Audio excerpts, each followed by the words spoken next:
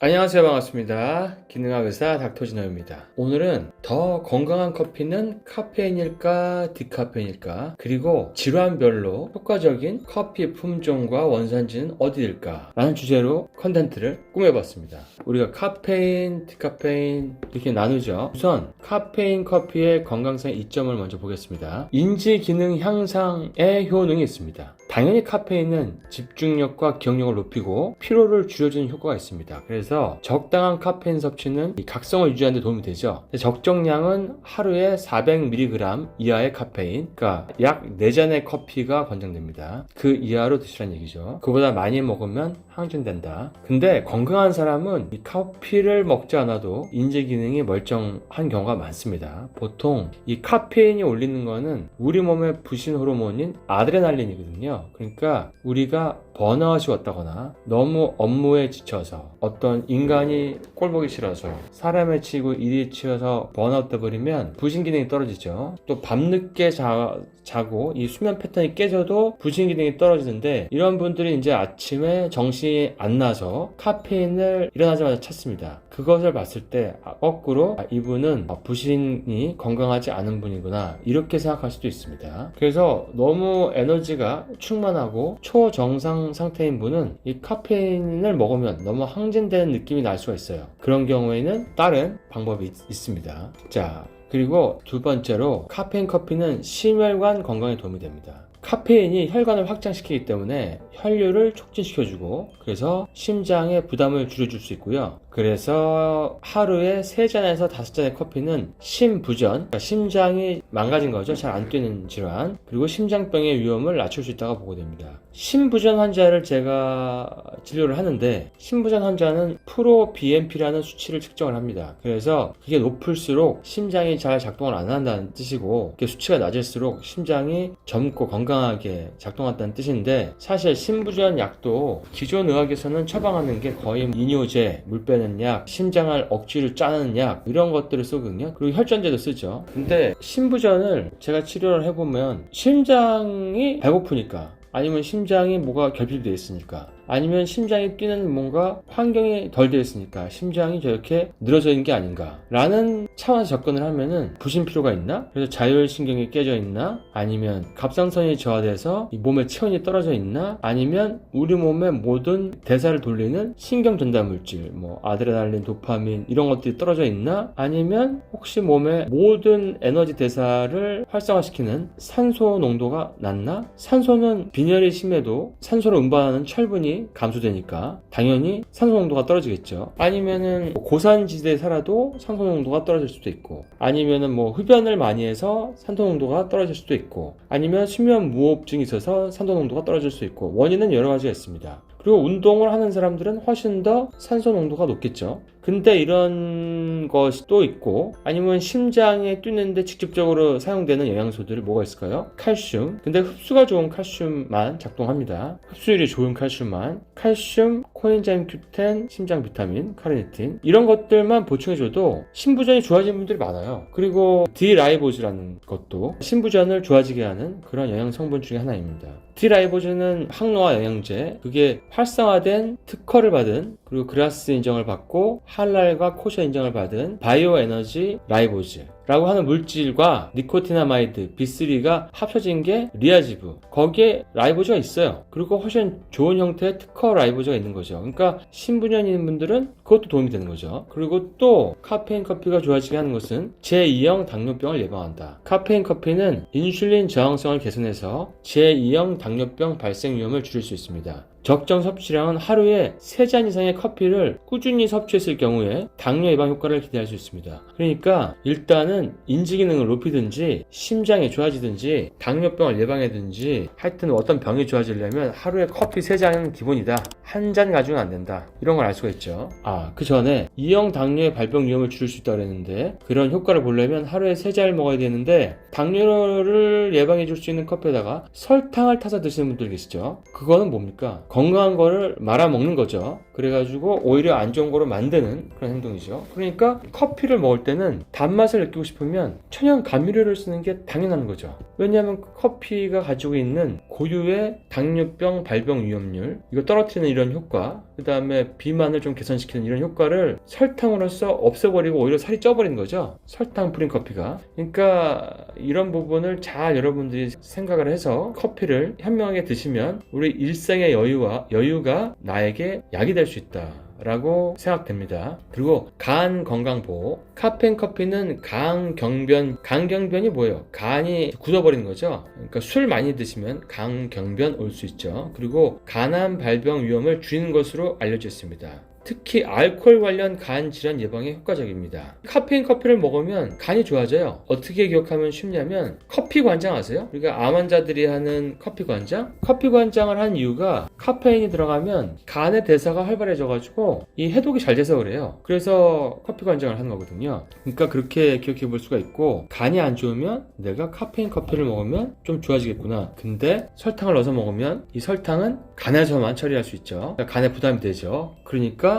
이 간 건강 보호 효과를 위해서도 설탕을 타서 먹으면 이 카페인 커피의 간 건강 보호 효과가 말짱 꽝이 돼버리는 거죠. 그리고 간 건강 보호를 위해서는 하루에 최소 2잔 이상의 커피를 먹어야 됩니다. 커피를 하루에 한 잔 가지고 안 되는 거예요. 그 다음에 신경 보호 효과를 보겠습니다. 카페인 섭취는 알츠하이머병, 파킨슨씨병 같은 신경 뇌퇴행성 질환의 발병 위험을 줄이는 데 도움을 주는데요. 그 원리가 뭘까요? 단지 카페인이 머리를 반짝하게 하는 효과가 있어서 그것이 아니고, 카페인은 염증을 줄이는 효과가 있는데 신경염증이 지속된 게 퇴행성 신경염이겠죠. 뇌신경염, 퇴행성 신경질환. 그렇기 때문에 이 항염증 효과가 신경을 보호하게 될 수가 있는 거죠. 그리고 카페인은 강력한 항산화제입니다. 우리가 살면서 받는 많은 스트레스는 신경세포에 손상을 주고, 그래서 뇌가 기억을 잃어버리고 몸을 떨게 만드는 퇴행성 질환의 진행을 산화 스트레스가 만들 수 있고 더 가속화할 수 있는데, 카페인의 항산화 작용이 이를 상쇄시켜 주는 거죠. 그러니까 바쁜 직장인들 손에 커피 들고 다니는 거 괜찮은 거예요. 그게 상사한테 받는 스트레스, 일의 업무에 따른 스트레스에 대한 뇌의 어떤 손상을 어느 정도 상쇄시켜주는 강력한 항산화제다, 이렇게 생각하고 드시면 더욱 좋을 것 같습니다. 그리고 아데노신 수용체를 차단하는데, 뇌의 아데노신 수용체를 차단하면 신경 전달 물질의 방출이 증가를 해요. 신경 전달 물질이 증가하는 건 좋은 거죠. 아드레날린, 도파민, 세로토닌, 가바 이런 것들을, 우리가 이런 거 나오려고 먹는 게 또 뭐가 있죠? 술 먹죠. 그 다음에 밀가루도 먹죠. 근데 커피는 잘만 마시면 다른 부작용 없이 신경 물질을 더 분비를 해서 더 에너지가 나고 기분을 좋게 만들 수 있다는 얘기죠. 근데 이 카페인 커피는 이렇게 건강한 효과를 가지고 있고, 건강하게 신경 전달 물질의 방출을 증가시키고 뇌의 기능과 기분을 개선하는 데 도움을 줄 수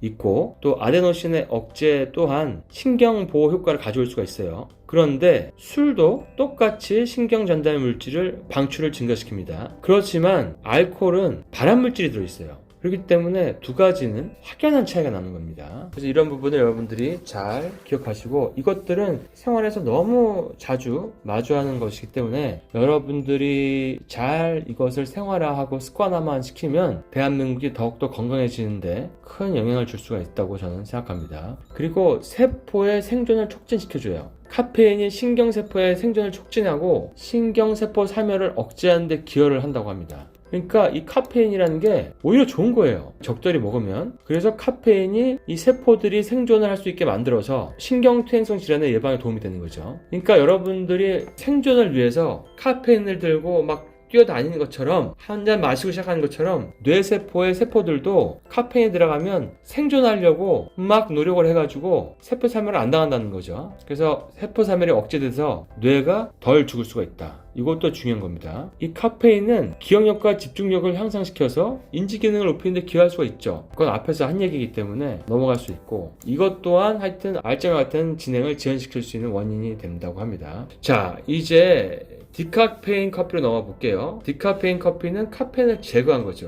그러니까 우리는 보통 카페인을 제거하니까 디카페인 커피가 좀 더 건강하겠다 이렇게 생각하지만 과연 그런가 한번 볼까요? 디카페인의 건강상 이점을 보니까 항산화 물질이 많이 포함되어 있어서 세포 손상을 줄이고 만성질환 예방에 도움을 줍니다. 이는 카페인 유무와 상관없는 커피의 본질 장점이죠. 그래서 이런 항산화 효과를 보려면 하루에 최소 2잔, 많게는 4잔까지 섭취하는 것이 적당하다고 합니다. 그러니까 한 잔 가지고 되는 게 없어요. 그리고 수면 개선. 수면 개선은 사실은 카페인의 부작용이기 때문에 과다한 카페인이나 카페인에 민감한 사람들에게 나오는 어떤 부작용이기 때문에 디카페인의 이점이라고 하기보다는 다른 점이라고 얘기할 수 있겠죠. 카페인을 먹으면 흥분되는 분들, 잠을 못 자는 분들은 당연히 디카페인 먹는 것이 좋죠. 불안감의 감소도 있는데 카페인에 너무나 민감해서 불안함이 유발되는 사람들이 있습니다. 그런 분들은 디카페인 커피를 드시는 게 좋겠죠. 안 그래도 삶이 불안한데 커피 먹고 더 불안해지면 어떡합니까? 그 다음에 소화 건강. 이 카페인은 위산 분비를 증가시켜서 소화 불량을 유발할 수가 있어요. 이거를 느껴본 분들이 아마 있을 겁니다. 카페인 커피를 여기 가도 주고 저기 가도 주고 모임 가도 먹고 해서 여러 잔 먹었더니 속이 불편해. 이런 분들 있어요. 이런 분들은 디카페인으로 잠시 지었다가 다시 카페인 커피로 돌아오시면 됩니다. 이 부분도 괜히 모르시고 카페인 커피를 계속 먹으면서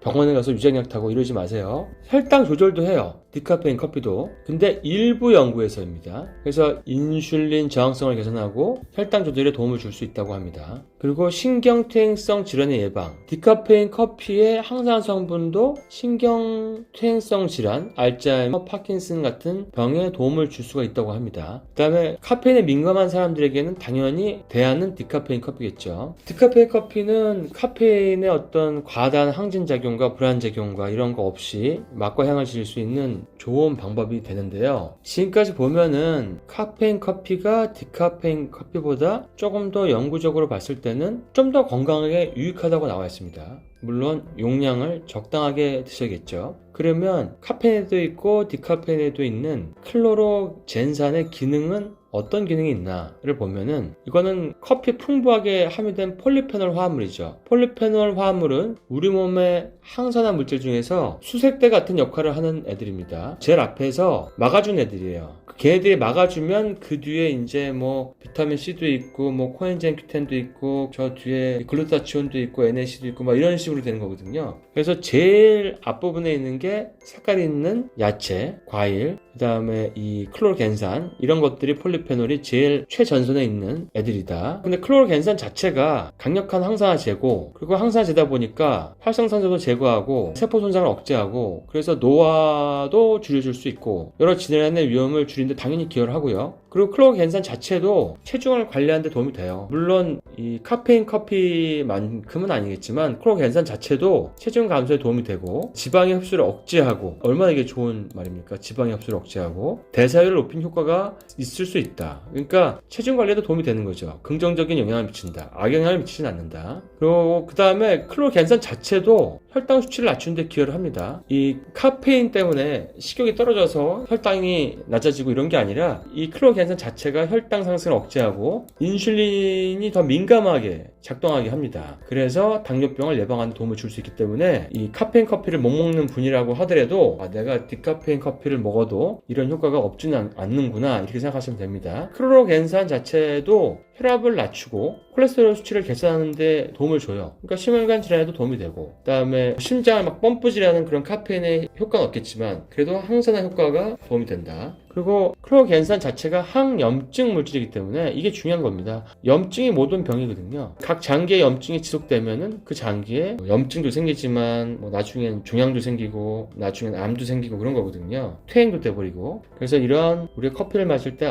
이게 항산화제다 이렇게 생각하시는 건 굉장히 좋은 접근 방식이고 하지만 이 커피를 먹을 때는 커피에 설탕을 타서 먹는 그런 무식한 행동을 하시면 커피의 좋은 효과를 다 망쳐버릴 수가 있다. 다이어트 효과도 다 없애버릴 수 있다. 이런 거를 잘 기억하시기 바랍니다. 그리고 중요한 거는 이런 건강상의 이점을 보려면 카페인 커피나 디카페인 커피는 하루에 최소 2잔 이상은 먹어야 돼요. 그리고 통계적으로 봤을 때 한 3잔 정도는 먹어야 그 효과가 확실하게 나타나고 4잔 정도까지는 먹어도 된다. 그리고 카페인 커피가 인지기능 향상과 심혈관 질환 예방, 제2형 당뇨병 예방, 간 건강, 간 보호, 그 다음에 신경퇴행성 뇌질환 예방 이런 데는 더 효과가 많다. 하지만 디카페인 커피여도 그런 효과가 없는 건 아니다. 카페인은 없지만 크로로겐산이 있어서 그런 효과를 볼 수 있다. 그리고 소화 위장이 안 좋은 분들은 카페인 커피를 잠시 디카페인을 커피로 바꾸고 쉬었다가 카페인 커피를 먹으면 괜찮아진다. 이 정도로 하시면 여러분들이 조금 정리되지 않을까 싶네요. 근데 지금 이런 방송을 하다 보니까 갑자기 제로 칼로리 카페가 없나? 이런 생각이 드네요. 왜냐하면 우리가 사람 만날 때 카페 많이 가는데 식사 시간도 아닌데 인슐린이 떨어져야 될 시간에 카페에 가서 괜히 설탕 들어가 있는 어떤 음료수나 커피를 먹고 거기다가 쿠키,